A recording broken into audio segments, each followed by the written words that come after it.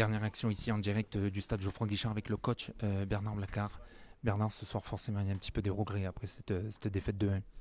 Ouais, de gros regrets pour plein de raisons. On va Voilà. commencer par la dernière. Résultat négatif, donc alors que on avait l'impression qu'on pouvait ramener au même point et même gagner ce match-là.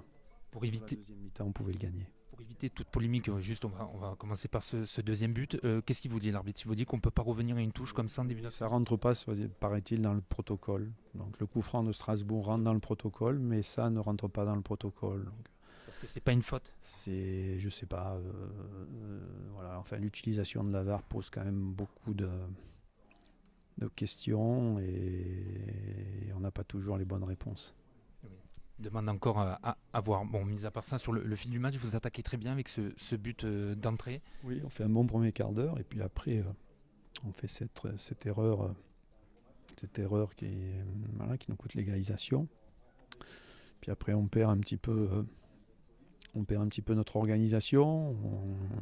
Voilà, malgré tout, on arrive un partout à la mi-temps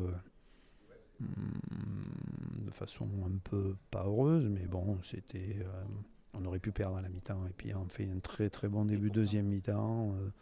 25 minutes, une demi-heure de haute qualité. Le problème, c'est qu'on ne marque pas. On a les occasions, on a les situations, on ne marque pas. Il y a aussi un petit pénalty sur Bozo qui n'est pas sifflé. Là aussi, la barre devait dormir.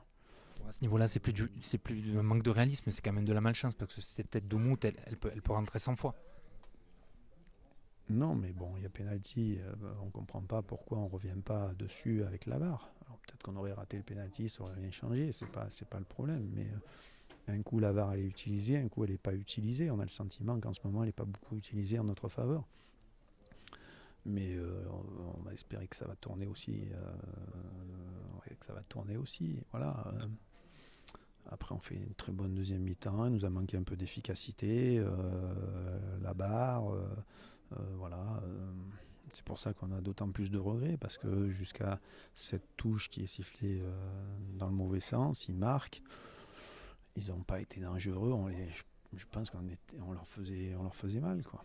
Pourtant, la VAR, ce soir, pour la petite anecdote, était sur le parking. Elle n'était pas à Paris. Le camion était là. Donc, on aurait pu penser que la proximité aurait pu les aider. Voilà, il y a vraiment ce sentiment d'avoir été un petit peu lésé ce soir.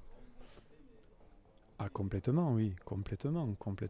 Alors, moi, on me dit que ça s'équilibre, mais depuis une paire de mois, ça s'équilibre pas beaucoup, je trouve.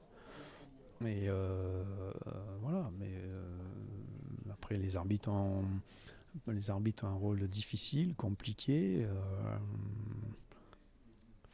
Faut qu'ils soient davantage aidés. Moi, je suis favorable à la VAR, mais peut-être qu'on l'utilise un peu plus souvent. Quand ça impacte un résultat, notamment. Là, la touche impacte le résultat directement parce que les joueurs ne sont pas en place chez moi parce qu'ils sont persuadés que la touche, elle est pour eux. Si la, voilà. On Donc, voit l'image de Florent Miguel qui conteste et qui doit faire une course de 60 mètres et qui manque de lucidité sur le marquage de Beric. c'est ça le problème. La touche, tout le monde voit qu'elle est pour nous. Il y a 4 arbitres, ils ne le voient pas. La VAR ne peut pas revenir dessus. Bon, ben c'est bon. On, on justifie l'erreur arbitrale pratiquement là-dessus. Voilà, personne n'ose aller à l'encontre, que ce soit les juges de touche, le quatrième arbitre, la VAR.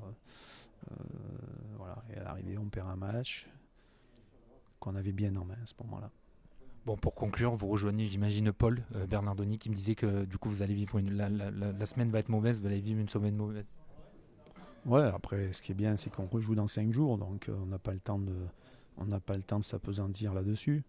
Mais c'est difficile parce que les joueurs savent qu'ils ont donné le maximum. Nous, on sait qu'on a fait un bon match et malgré ça, on perd sur des faits de jeu que l'on ne peut pas maîtriser. Donc, c'est quelque chose de difficile à vivre. C'est une frustration pour le coach, mais le coach, c'est pas grave. C'est surtout une grosse frustration pour les joueurs. Un dernier mot juste sur Fetou qu'on a vu sortir sur Civière. Est-ce qu'on en sait un peu plus de son état? Il était KO un peu sur un ballon qu'il a pris dans la tête, je crois. Et puis après, il a pris une béquille. On sentait qu'il n'était pas bien, de toute façon. Donc voilà. Mais c'est pas très très grave. Okay. Merci, bon retour, coach. Merci. Voilà, Bernard Leclerc, le coach du Nîmes Olympique, qui nous a dit un dernier mot ici dans les couloirs du stade de Geoffroy Guichard. Et vous avez pu voir voilà, toute vraiment sa déception, sa frustration, notamment autour de l'arbitrage et ce penalty de Bozok également, qu'il aurait aimé qu'il soit sifflé en faveur des Nîmois. Et ce deuxième but encaissé.